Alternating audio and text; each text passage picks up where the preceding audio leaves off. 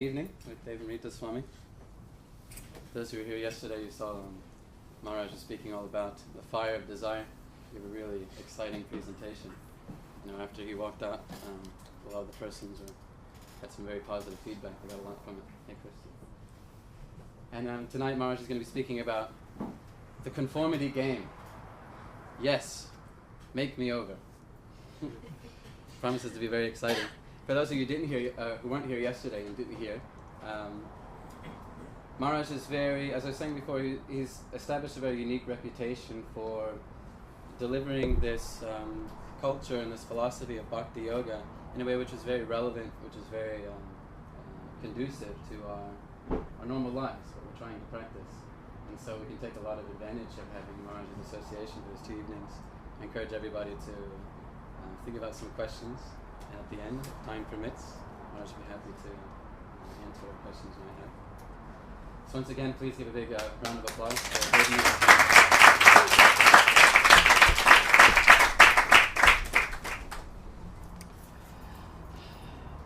Yes, yesterday we spoke about the fire of desire.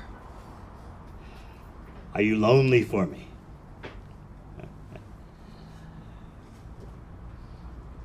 We spoke about how you cannot annihilate desire. It's impossible. No matter how frustrated you become, no matter how unsatisfied you become, and think that that's it. I don't want anything.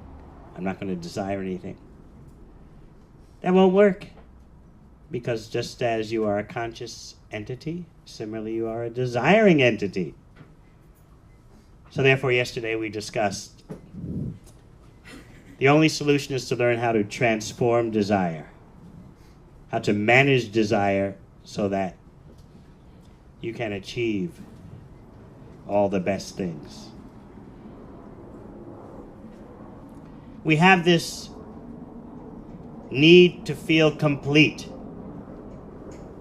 That's why we want to know, is there anyone out there who's lonely for me? That way you can feel that you're connected and your life has meaning. Someone is missing you. In that way your life has value and meaning.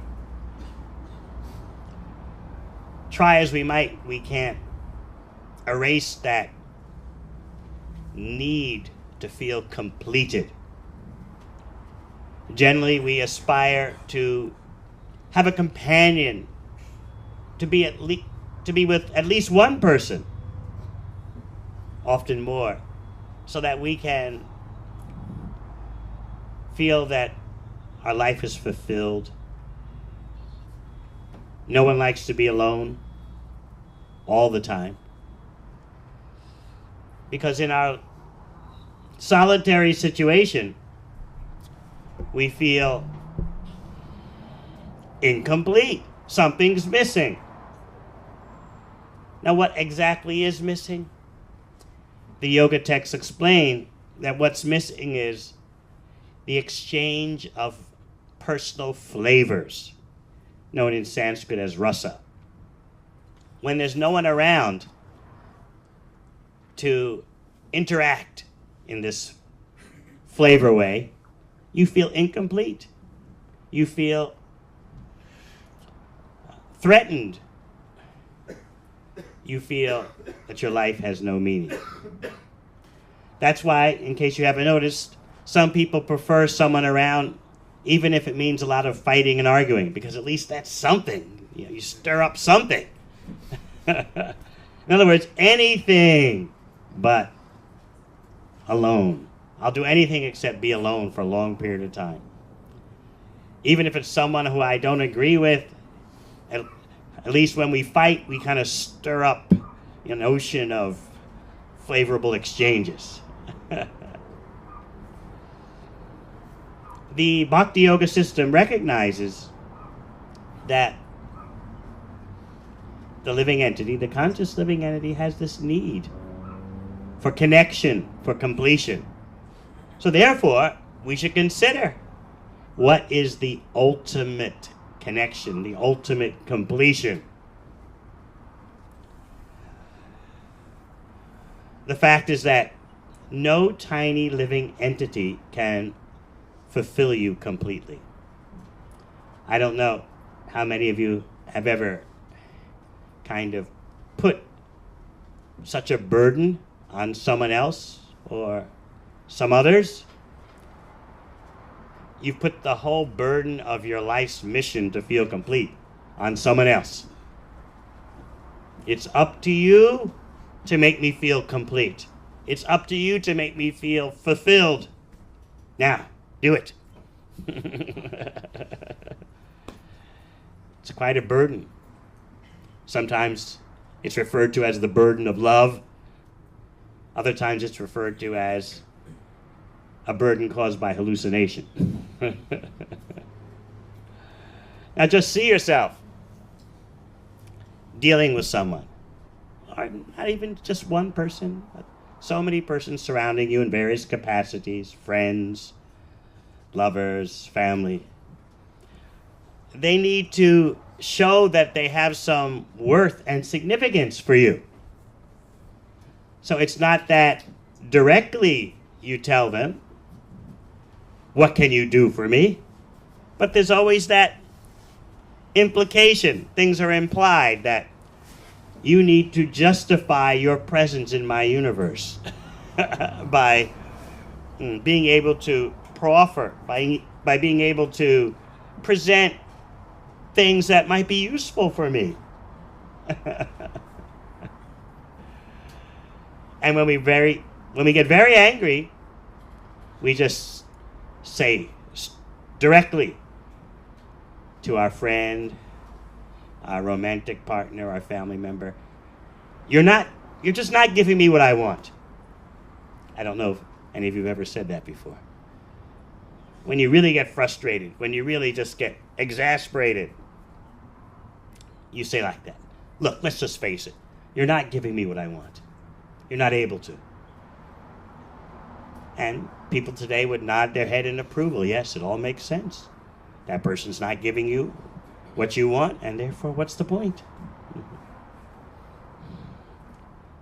So when we face the naked reality, we see that we want other living entities to justify their existence in our universe in terms of what they can offer for us.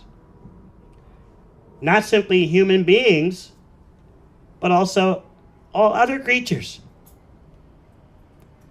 We look at animals in terms of, what can your flesh offer for my tongue? What kind of nutrition can you offer for me? What can your life do for me when it's ended and you wind up on my plate? In this way, human beings look upon the whole environment as something meant for human enhancement. What can the environment do for us? What resources does it have for us?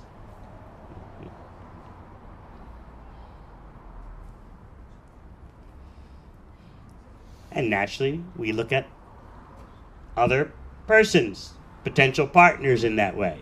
You size up the potential partner from head to toe. You consider their finances, you consider their social standing, or you consider their ability to provide companionship, communication, understanding,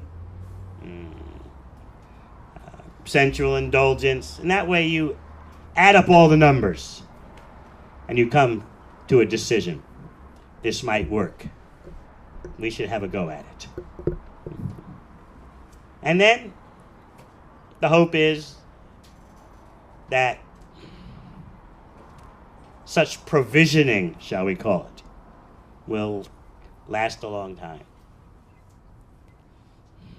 We see in this day and age that the provisioning is very short-lived. Things are so hectic. Things move so quickly.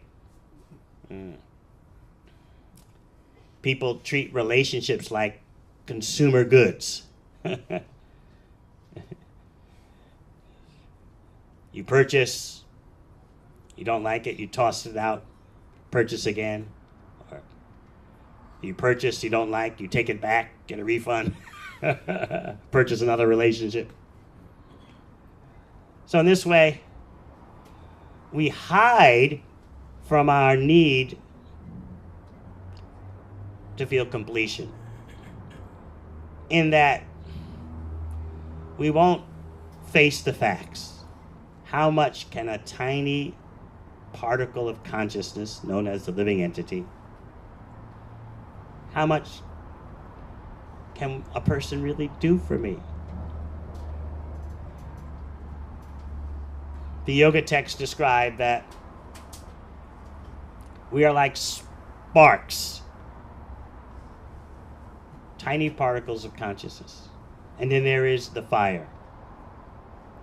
We are qualitatively equal with the fire as sparks, but we're not the fire. We don't have that burning capacity as the fire.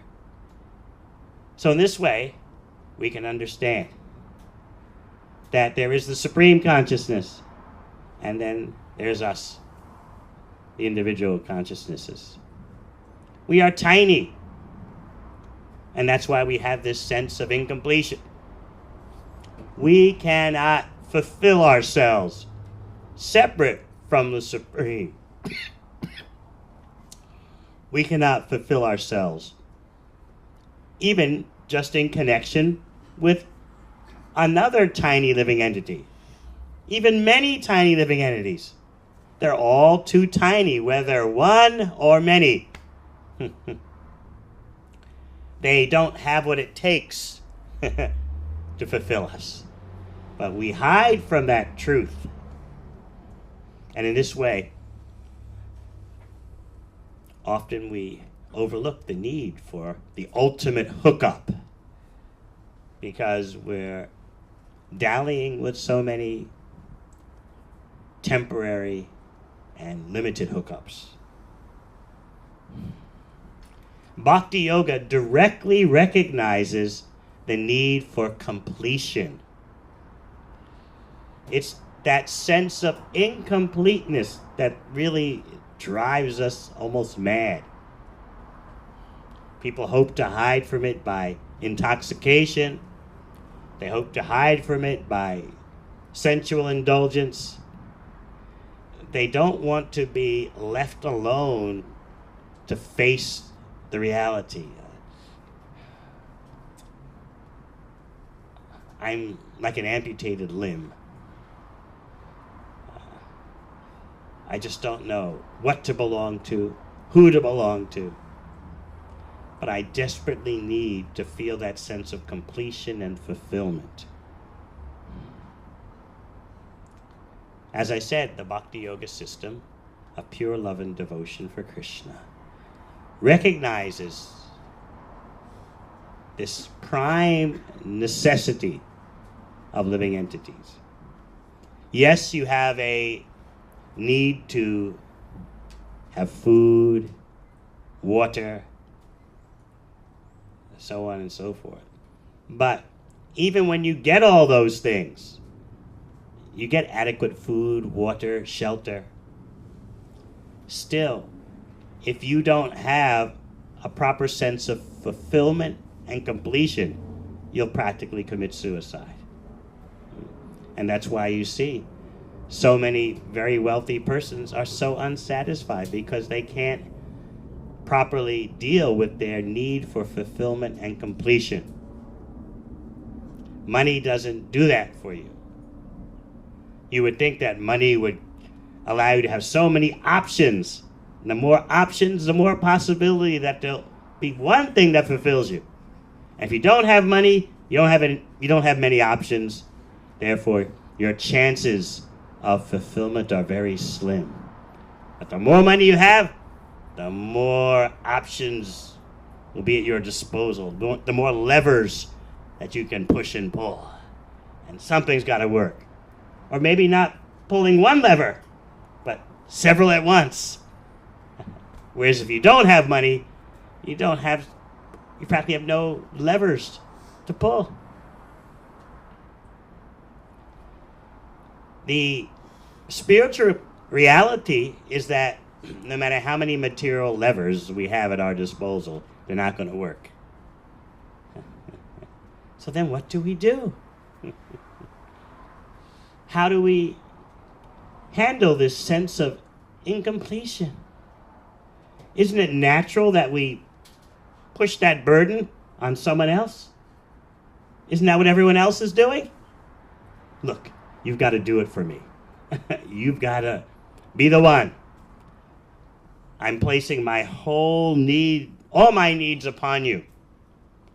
And I'll allow you to do that for me. Now, actually, if I'm honest, I know I can't fulfill you. But anyway, what else is there to do in life but to try? And the main point is, if I don't pretend that I can fulfill you, then I won't get any reciprocation from you. So I've got to play the game. So that you'll play the game. This way, life goes on. I've got to play the game, so you'll play the game. And you're thinking, well, I've got to play the game, so you'll play the game. So everyone's playing. But no one wants to face the facts that a tiny living entity, a tiny unit of consciousness, cannot satisfy another tiny unit of consciousness. So the art, science, and culture of loving Krishna means that we love everyone else, all living entities, not just human beings, by going through Krishna. By going through the whole, we can encompass all the parts. But by trying to become fulfilled by relating to each tiny part of the Supreme individually and independently, it doesn't work that way. Just think, in your life, how many persons have you tried to love? What's your capacity? Very tiny. You might try to love everyone in your family, and that's difficult these days because family members are separated by distance. They're separated by divorce. As you know, the statistics, more children in the USA are in homes without their original parents than are.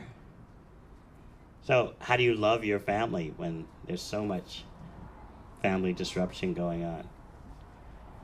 Often, children don't even see their whole family because everyone is working longer hours these days.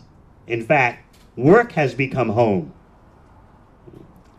In our class in the morning a couple of days ago, we were just discussing how that cycle began. Because those of you who might remember what life was like in the 50s in the USA, just like when I was growing up as a little tiny kid in the 50s, it was normal in any middle-class family that only the father worked.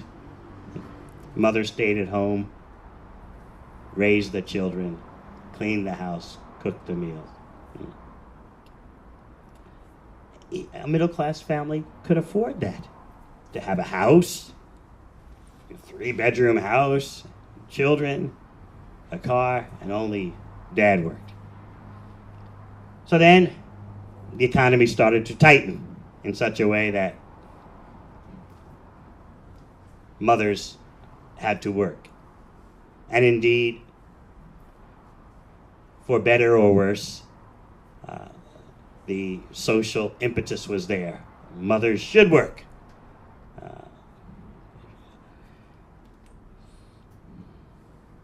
So, things didn't end there. Now that everyone's working, you have to be quite wealthy for just one parent to work these days. Now everyone's working. When does anyone see their family members, for however long those family members are going to be an intact family? So there's so much disruption going on. But just consider the economic realities, all born out of a desire to feel complete. That's the bottom line. It's not just about subsistence. It's about wanting to feel complete. And also it's about the social pressure to artificially feel complete. Okay. We need more money. We need to get more things. Economic pressure is bearing down upon us. Both parents should work. Then what's the next solution? Still that social pressure, economic pressure is there. Work longer hours. The social statistics show that as compared to 20 years ago, Americans are now working on an average daily of an hour and a half to 2 hours more. So you see how it progresses. In order to deal with that crunch, which is also basically a lot of conforming pressure. Both parents start to work, then both parents start to work longer, and still you feel overextended. What's next? Extend those mortgages, extend the credit cards. So in this way, the financial burdens of life become so heavy and no solution in sight.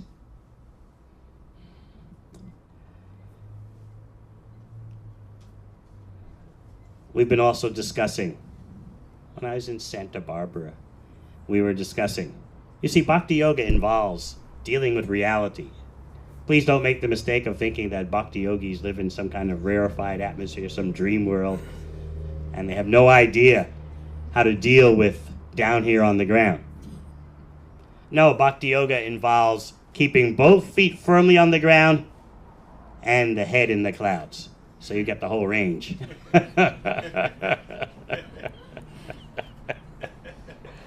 Not just the head in the clouds, and both feet on the ground. And not just both feet on the ground. So, we play all the keys on the piano. So we were discussing the latest statistics about college graduates. 50% of college graduates will get a job that doesn't require a college degree. That'll be the only option available to them. 50% of college graduates will have to take up a job that doesn't even require a college degree. And an even higher percentage will be forced, if they get a job that requires a college degree, it will not be in the area of their study. Now, how do you think people are going to feel about that? They're going to feel bitter. They're going to feel cheated. That I did all the things necessary to feel complete, and I'm left with just an unsatisfactory situation. That feeling of failure then is taken out on your friends, your partners, your relatives. Things just start to spiral down. Because what can you do with this burden of incompleteness? An honest person looks at another person and admits the truth. I cannot give you that sense of completeness you're looking for. You say, oh, well, how could you ever admit that? And what's the whole point? Better just to pretend rather than admit to such a thing. That's too stark. That's too honest. You have to put some perfume on the situation, put some cologne on the situation.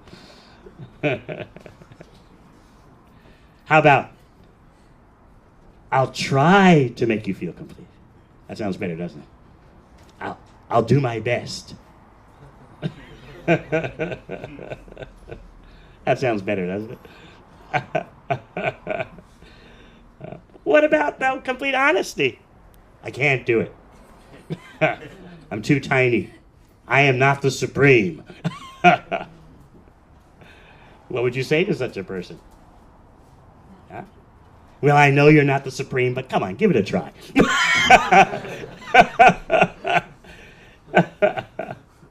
I'm willing to go through your learning to be the supreme. Just make a good effort, huh?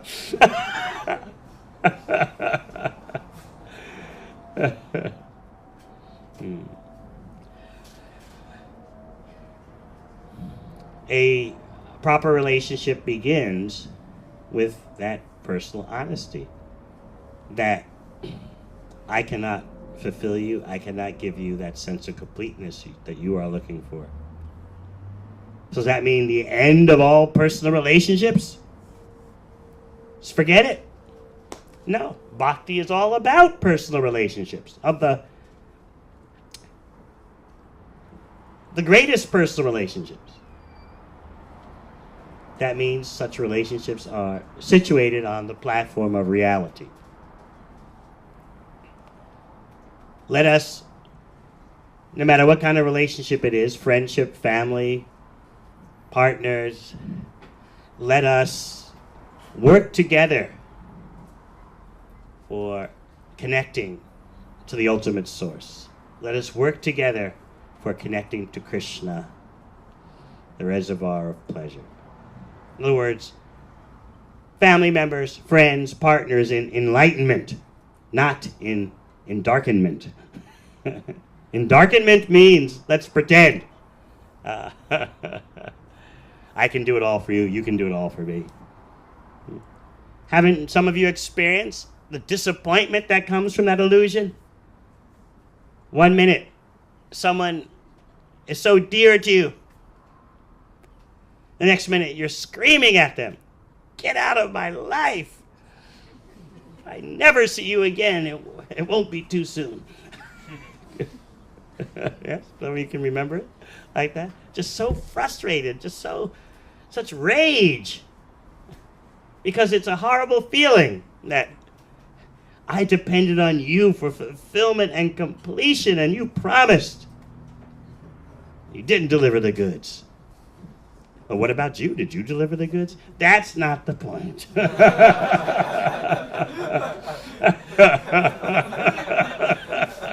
That's not a relevant point.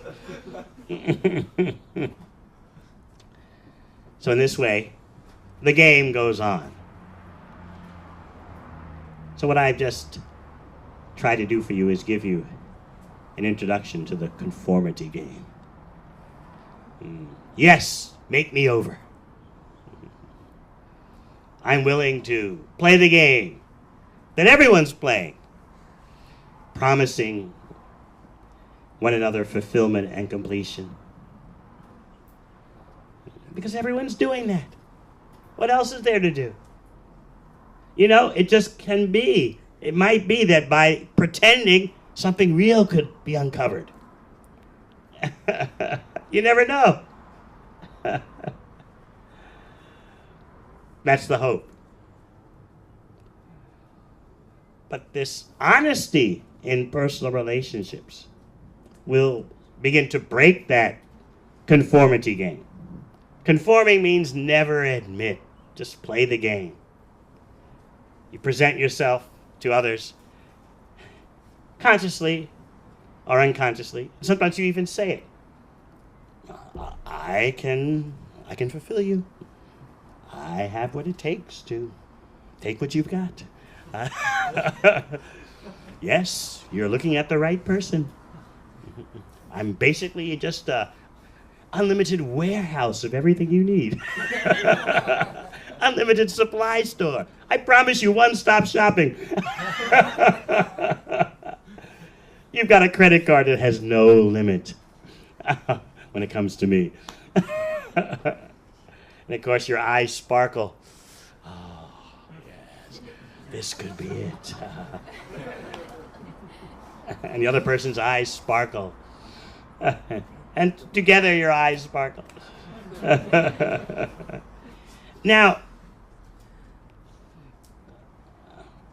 we should not blame persons for going through that kind of cycle. It is natural and it's appropriate that they're looking for some sense of completeness. We don't criticize that. But the problem is they're looking in the wrong place. It's such a burden, as I said, that we put on someone else, when that person is so tiny. That other person's completion can only happen in connection to the supreme complete. Otherwise, you have like two amputated fingers trying to do something for one another. They both are valueless until they're sewn back onto the hand, which is connected to the arm, which is connected to the rest of the body.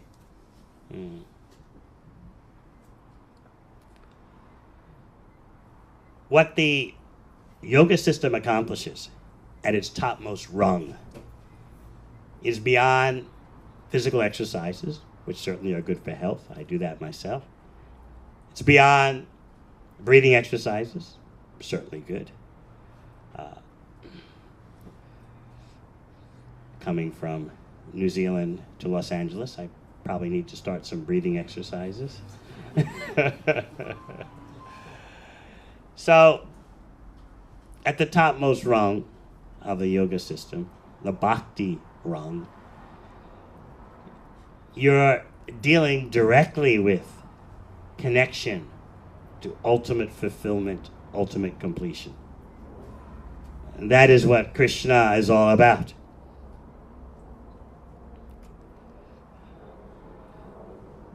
The supreme variegatedness of Krishna's qualities and activities. Yes, the supreme consciousness has qualities and activities, personality, individuality. Otherwise, how are we ever going to feel complete and fulfilled? You cannot attain that completion and fulfillment connecting to something vague and undefined. Now, although Krishna has qualities and activities, individuality, there's not one touch of anything material. Our prejudice, our bias, is that as soon as we hear about individuality, personality, form, qualities, activities, we think, oh yes, that's material. Because all the persons we know are encased in the material energy. Their individuality is expressed through material bodies and minds. So we make the mistake of thinking that Krishna is like that. And that mistake deprives us of our opportunity for ultimate completion and fulfillment. Because just like we try to stir the ocean of flavors with one another, even anger, arguments, it's better than nothing. An anger flavor, an argument flavor is better than no flavor. We try to stir those flavors with other living entities, but we can't be satisfied because actually it is the flavors between the Supreme Source, between Krishna and us, that give the full completion, that give the fulfillment. Another name for Krishna is the ocean of all flavorable tastes. In fact, the unlimited ocean of unlimited flavorable tastes. Now, you start to click. Aha! if I could connect to the unlimited ocean of unlimited flavorable tastes, then I would really have an opportunity to feel complete. I'd really have an opportunity for fulfillment. So then you look at the relationships around you, family, friends, partners, and you ask, are you an unlimited ocean of unlimited flavors? Immediately you can see what the problem is. And it's not the other person's fault, it's your fault, because you are pushing false expectations on that other person. And because people are so disappointed by the result of those false expectations, they think the ultimate reality has to be impersonal, because all my personal affairs have been so limited and frustrating on the material platform. So in that way, people have a bias against the ultimate reality, the supreme as personal, individual, with qualities, activities, form. We speculate. Any time you see qualities, form, activities, personality, it's got to be material. It's got to be limited. Mm-hmm. This is reasoning from frustration.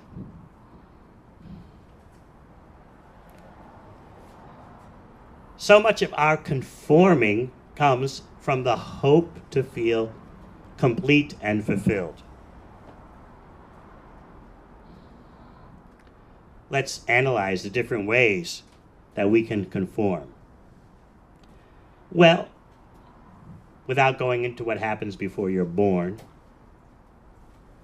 you could look at the genes that you're carrying from your family line. You could look at the impressions you're getting while you're in the womb.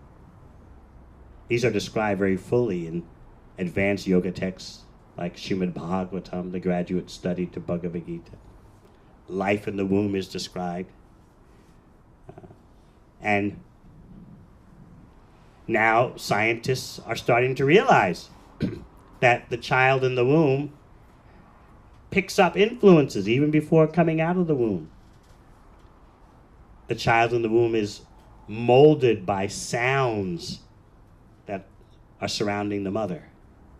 The child in the womb begins to learn, become accustomed to the mother's voice from inside the womb. And of course, the child is molded by what the mother's eating, what kind of substances the mother is taking in. Then if you wanted to be more metaphysical, we could discuss influences from previous births that you're bringing into this life. In other words, you're bringing in pressures of conformity from previous lifetimes. What a burden. Start to add it all up. Pressures from previous lifetimes to conform. Pressures from within the womb of your mother. And then you're born, you pop out of the womb, and immediately you're surrounded by so many expectations. And so many molds await you to compress you. And gradually, you begin to assume, well, this is the way life is, to be molded and compressed in this way. Maybe some of you can even remember way back to when you were 3 years old or 4 years old. And you can remember looking at the world and wondering, what is this place? And where did I come from? Any of you were like that? Yes, raise your hand. I was. I remember when I was about 4 years old thinking, what kind of planet is this that I landed on? But after a while you get into it, right? There are expectations from your family, expectations surrounding you in every which way. So you get into it. It's time to play. Then you begin school, and that's a major factor in your conformity. School makes you over. I'm not making any value judgments, but everyone accepts that school makes you over. I remember my first day going to school. Some kids in my neighborhood rode in a car with one of the neighbors, and I guess I was 5 years old. I was sitting on one of the neighbors' lap. So I had my speech all prepared when the school would come into sight as the car rounded the bend. So as soon as I saw the school building, I said my very profound statement. This is the school I do not like.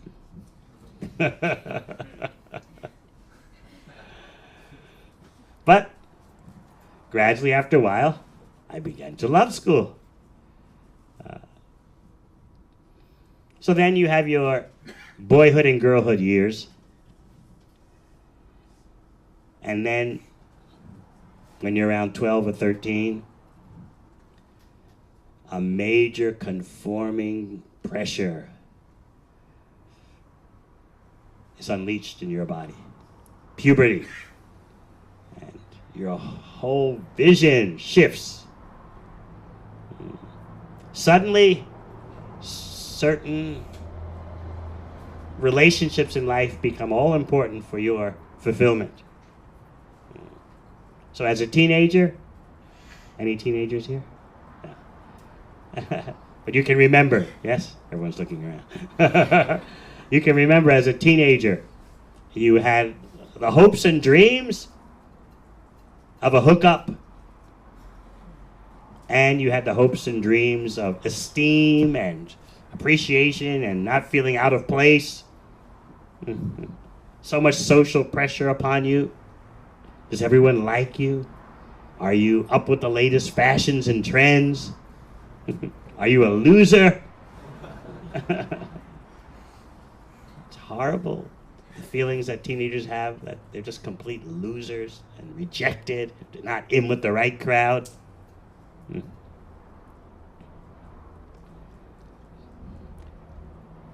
So when we look back at our youth, we see that we were subject to so many intense pressures of conformity. And we welcomed it because we wanted to belong. We wanted to have a sense of completeness, of fulfillment. So as little boys, little girls, and teenagers, basically we're saying, yes, make me over. What group should I belong to? I want to feel that I belong.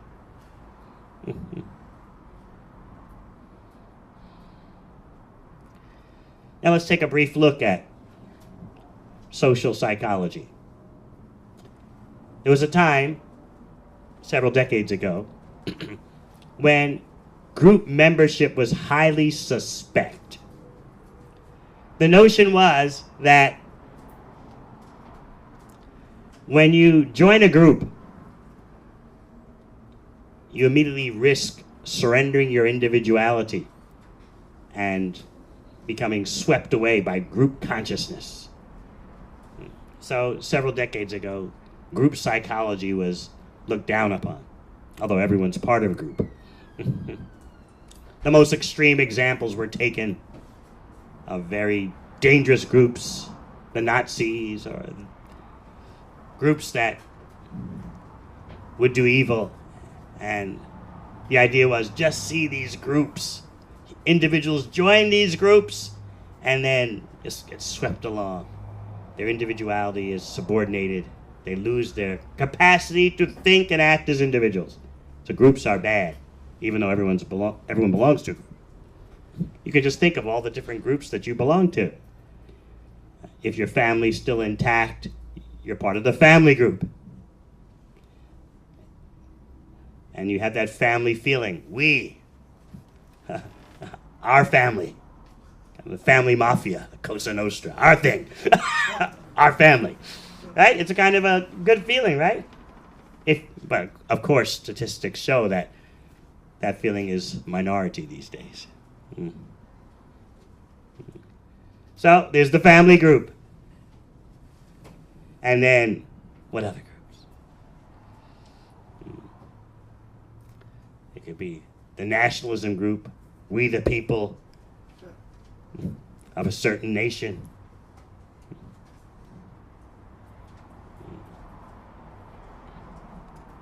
Or ethnicity, we the people of a certain ethnic group.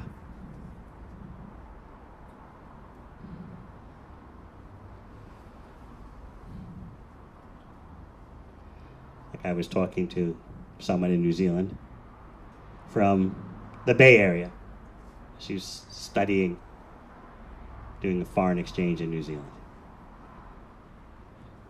Very nice person, very intelligent person, young lady, 19 years old. So I was asking, what's your goal?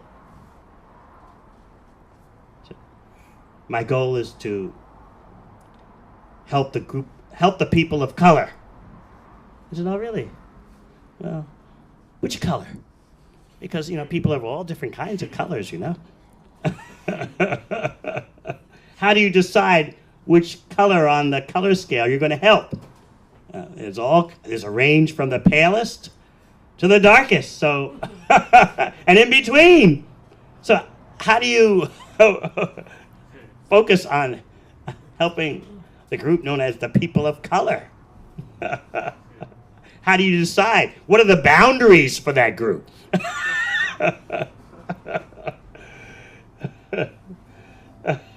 How much color should you have or should you not have?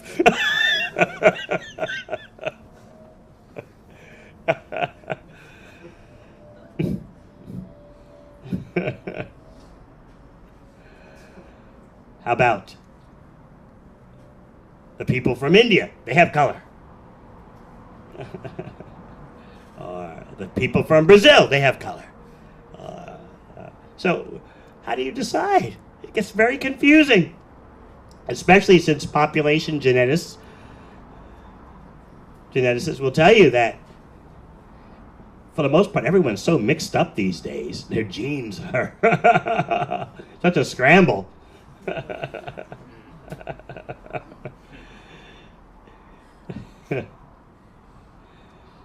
So there's that ethnic thing, however defined, to conform.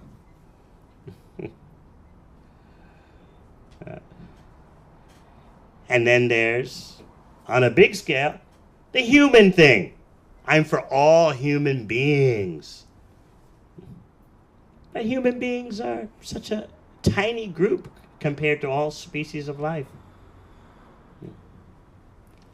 One esteemed biologist, probably one of the most famous biologists of the 20th century, E.O. Wilson. He's made a calculation that basically, it's a thought experiment. I'm trying to remember the exact number. I think it's a box of 3 cubic miles. A box of that size. You make a box of 3 cubic miles, and in that box, you can fit all the human beings on this planet and lower that box into a remote part of the Grand Canyon. And they're all out of sight. If you stack them, log stack them like sardines in the number I think is 3 cubic miles into a box, you'll fit all 9 billion human beings. Of course, you can only do this as a thought experiment, but still, it makes the point. And you lower that box into just one remote part of the Grand Canyon, and all the human beings are out of sight. So, how significant are human beings? We might be feeling that conforming pressure. I'm for all humanity.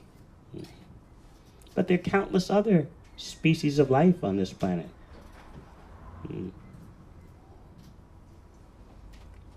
As someone becomes more aware and their area of concern widens, we discussed this briefly last night. It's like some people can be afflicted with racism of whatever stripe. Similarly, you can become more advanced and have speciesism, the human species. I'm standing up for the human species. And you think that's very advanced.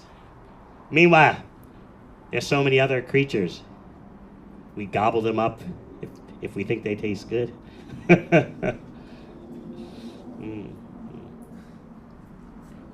But then, why just living entities on this one planet? According to the yoga texts, there's life everywhere. In fact, it will turn out to be one of the most deluded ideas ever. In the future, we'll see that human beings will look back upon this notion that only Earth has life as one of the craziest ideas anyone could ever come up with. The details of extraterrestrial life are fully described in texts like Srimad Bhagavatam. You'll find mentioned there in Bhagavad Gita. Actually, one of the goals of mystic yoga is to navigate your way through all the different life forms available in the cosmos in different places. So if you really want to get into yoga, that's where you're heading for. Beyond just considering the human species.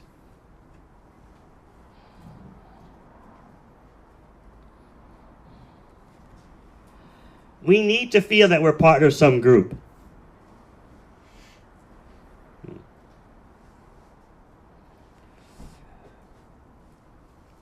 And now social psychologists have come to the conclusion that it's not groups in of themselves that are bad. We need to look at what the goals of the group are. It's not that automatically when you join a group, your individuality is trashed. It could be that your individuality is enhanced. It could be that the group has a positive effect on your development. So why should we assume that anytime you join a group, it's going to be evil? You'll lose your thinking process. You'll lose your independence. You'll lose your ability as an individual to process information. No, it could be the other way. That you, as an individual, you become enhanced. As an individual, you become improved. So therefore, instead of rejecting all groups, why not just look at the purpose of each group? So that's the latest notion. How does Bhagavad Gita, the prime yoga text, handle groupism, groups and the individual? Very interesting. Actually, in the beginning of Bhagavad Gita, in chapter 2, Krishna paints with a broad stroke that anyone who thinks they are the body, anyone who identifies with the body and mind as the self, they're all in one group. They're in the materialist group. Wait a minute. I thought a materialist is someone who's greedy, who has too much money. How do you know if someone has too much money? If they have more than you, that's too much.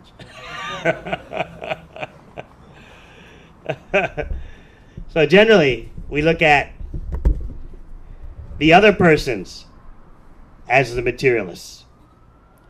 Anyone who has more than me, they are the materialists. I basically have what I need. I could use a bit more. But the others, they're the materialists. They're greedy. They're screwing up the world. In our morning class, a couple of days ago, we were discussing how, all right, there are social statistics that tell a story. In the USA now, 1% of the population has 25% of the income. So depending on what your political views are, whatever, we're not dealing with that, but you would react different ways. Some would say, aha, this is the story of the materialists right there. Numbers don't lie. Who needs to live with such extravagance?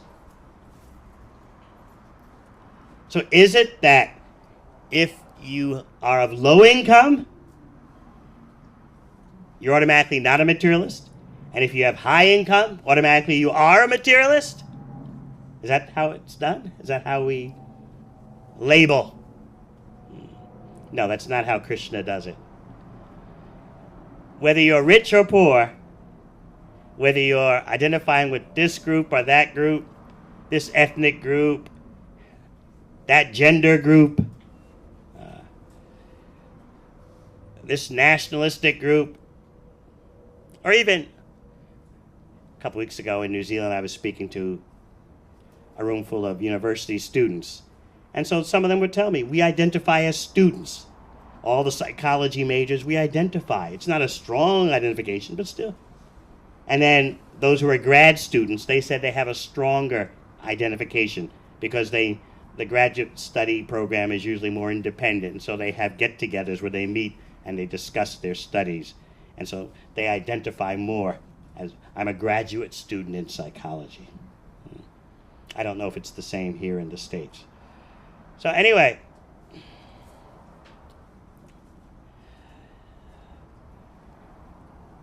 the group that is focused upon, or the group division that's focused upon in Bhagavad Gita is quite clear. If, regardless of your income, you identify with the body and mind as the self, you're in the materialist group. And by your membership in that materialist group, you're going to act materially. It's not an innocent thing, in other words, to identify the body and mind of matter as the self, because that misidentification forces you to act in material ways based on an original misconception. So I think that we can profit greatly from Krishna's stratification program. It gives us deep insight.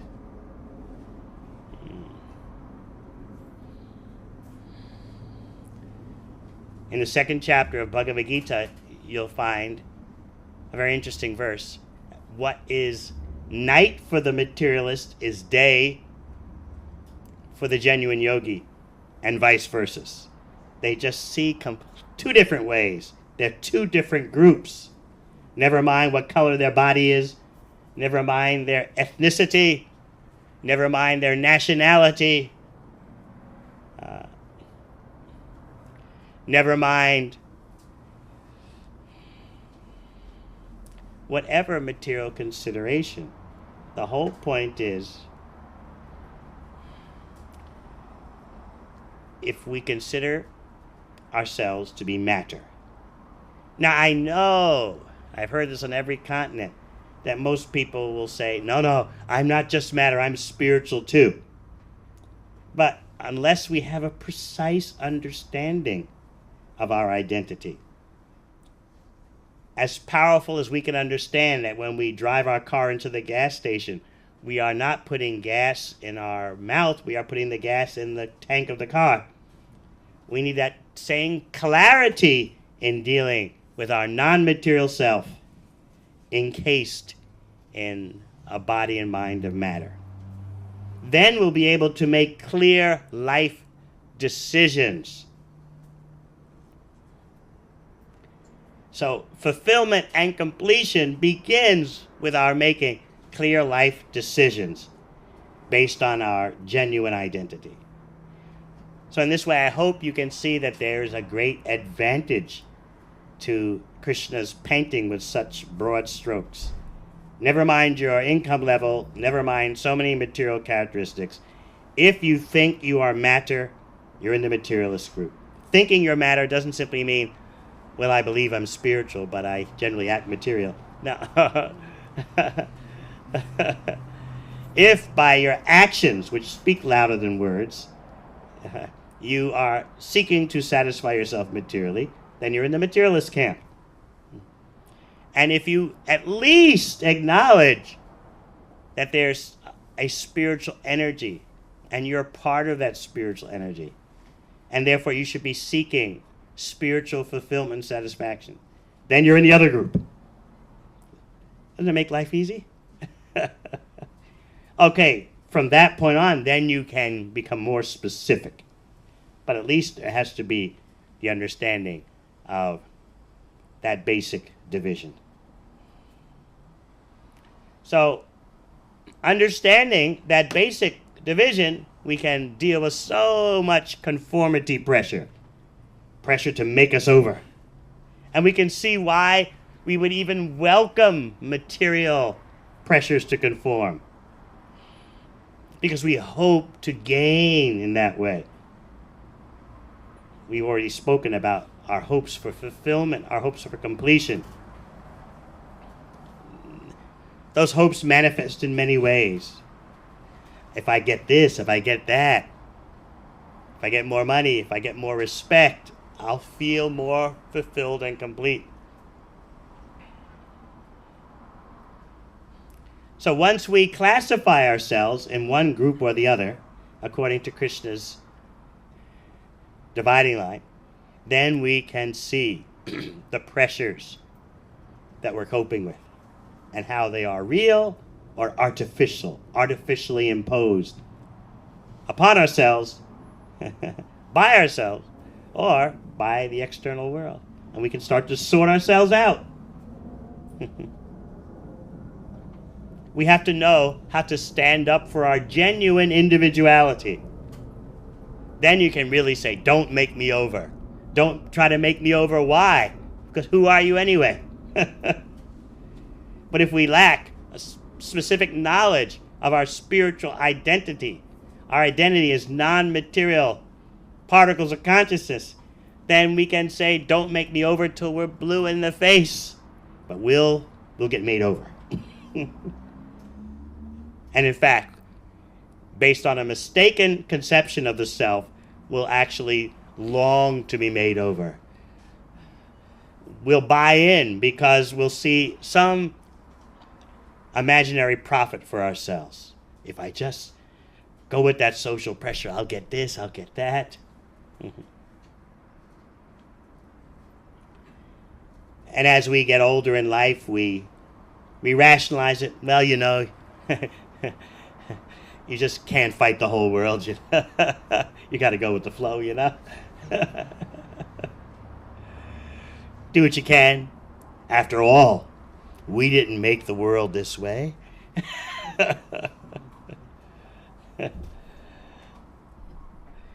Or we might go for a blend of compromise and pseudo-individuality. I remember my middle brother, when he was around 20 years old or so. It was in the 1970s. And so he was a political activist, political rebel, against everything. So my father was concerned. He told him, son, you've got to choose your battles. In other words, for some things, you fight. For other things, you just conform. You can't buck the whole system. Take it from me, son. Choose your battles. It was at the time when all the young men had to register for the military draft during the Vietnam War.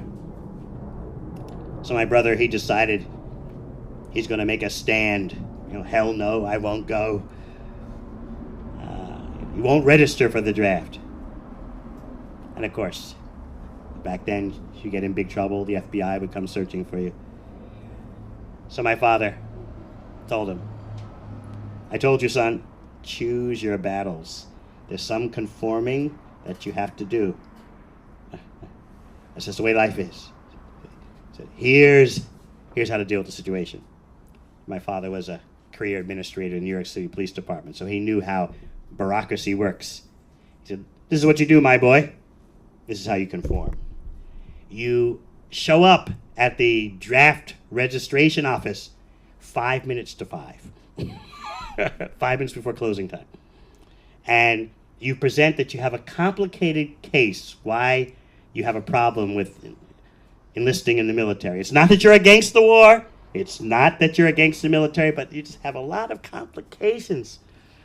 Health complications, psychological complications, and just make it into a big mess. Such a mess that no bureaucrat wants to deal with it." So my brother did that. He walked into the military registration office, whatever it was called, at 5 minutes to closing on Friday. And I'm here to register for the draft, but I've got a lot of complications. I got a lot of questions I need answered, and I mean, really, does someone have a few hours to listen to me? So the lady was just looking at her watch. Ooh, it's 2 minutes to 5. It's Friday, and I got this case in front of me that is so complicated. And my brother kept saying, I have nothing against the war in Vietnam. I've got nothing against the army, but I just got lots of complications I just really need to discuss and help. I need help to sort it all out. And there's 1 minute to 5, and the lady's getting edgy. It's Friday. Finally, he just went on and on. My brother's a doctor now, so he knows how to make things very complicated.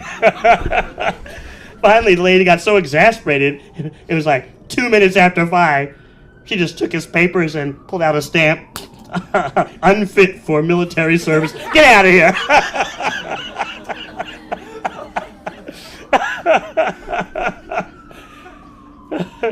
So that was my father's way of dealing with things.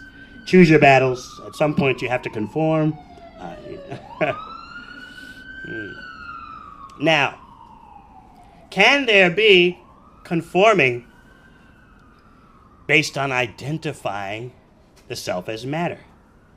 Bhagavad Gita begins with no compromise on that point. What's night for the material misidentifiers is day for the spiritual identifiers, and vice versa. So that's where the divide begins. So we can help ourselves in dealing with the pressure to conform, the conformity game, just by keeping that distinction in mind. And then, as we advance in Bhakti Yoga, we can start to clarify our situation more and more. But the clarification begins with that divide. What's night for one group is day for the other group. All right, we'll stop here, and perhaps you have some questions?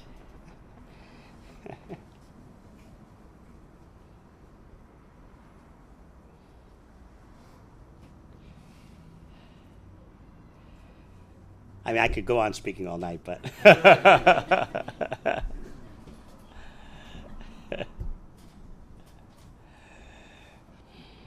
Yes. What exactly do you mean by make me over?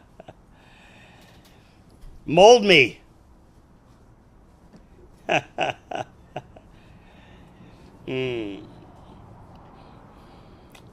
Like a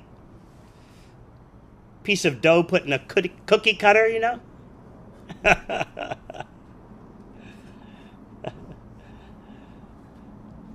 I'm just some dough. Make me into whatever shape you like. Because I think I'll be successful and happy that way. So, we, in our material life, we do that. You know what it's like. Naturally, most everyone has to work in order to live. So when it's time for a job interview, what's your tune? Have you ever gone to a job interview? The one who asked the question? Yeah. Ah, that's why you're asking the question. When you go to a job interview, basically what are you saying? Make me over.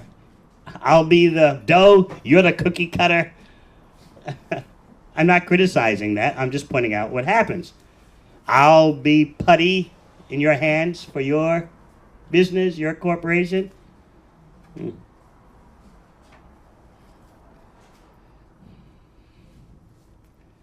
You do that because you feel you're going to profit. It's in your self-interest to conform. So you present yourself to the person hiring. I can fulfill all your business's needs. I'm what you're looking for and more. That's one example. Yes, make me over. Or sometimes in relationships, we're like that, fully or partially. We get so enamored with someone. Our head starts to spin so much. I'll be anything for you.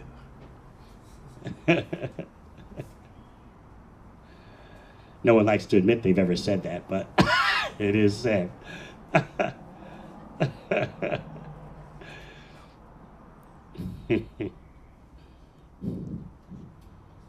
It's called pillow talk.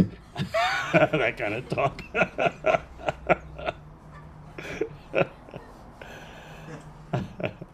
I see the look on quite a few faces like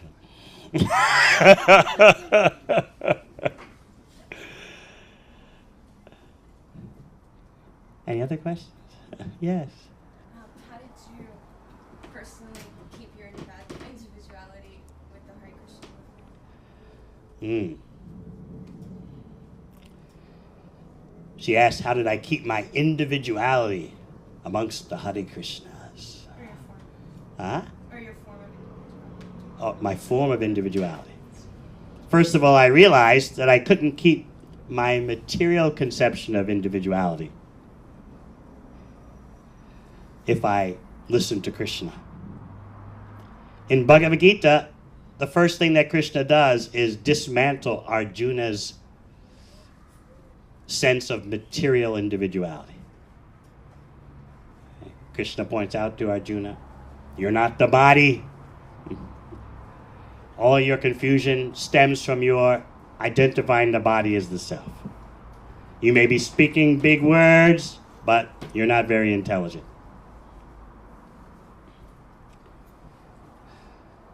When I first became aware of the Krishna Conscious Society, the Society of Dedicated Bhakti Yoga Practitioners, I was skeptical, thinking, what are they doing for the world's problems?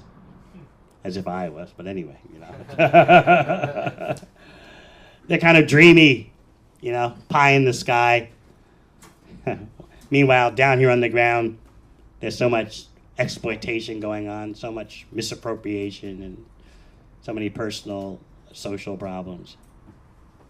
So what are they doing that actually will make a difference on the ground?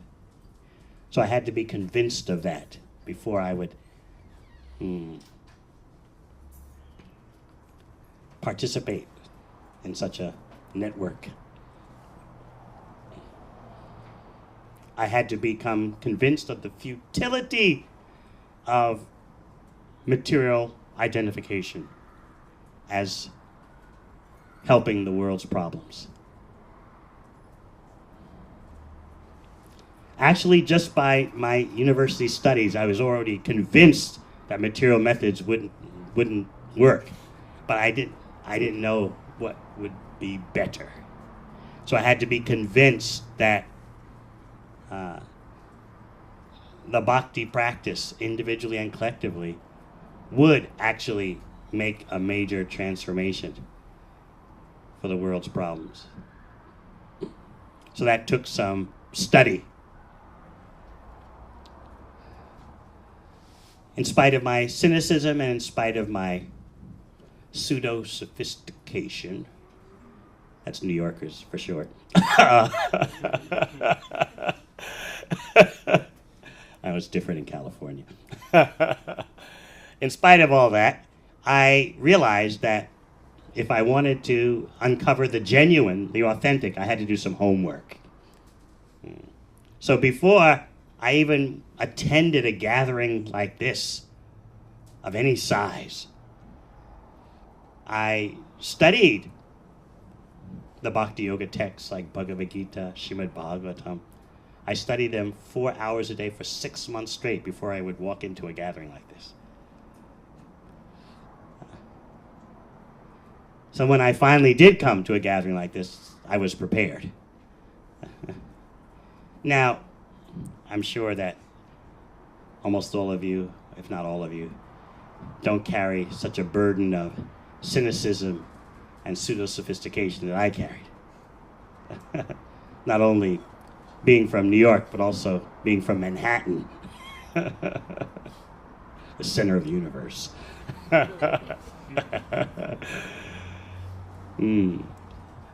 But I'm just, you asked, so I'm explaining that I had to be convinced from all angles.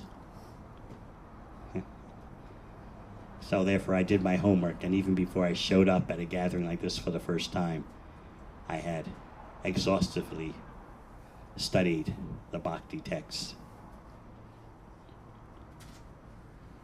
Of course, what you can do on your own can't compare to what you can do in a society of dedicated practitioners, but some progress can be made on your own.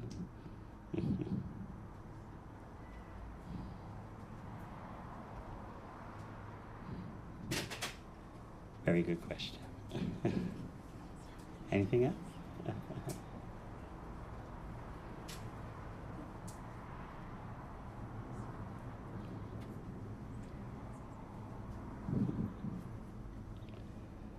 All right.